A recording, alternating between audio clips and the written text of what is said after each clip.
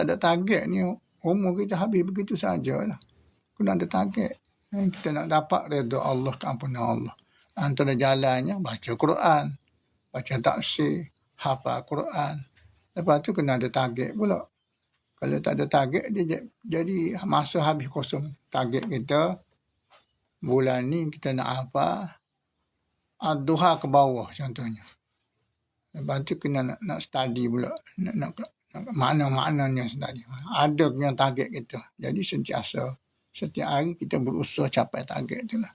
Sebab kita nak redha Allah. Kita nak jannah. Itu jalan dia. Bukan makan minum biasa-biasa. Tak ada target tu. Habis umur kita lah. Macam biasa lah. Maknanya kita punya peribadi kita, saksiah kita sama dengan 30 tahun yang lepas. Sama. Kalau dulu 30 tahun lepas, 40 tahun lepas yang kita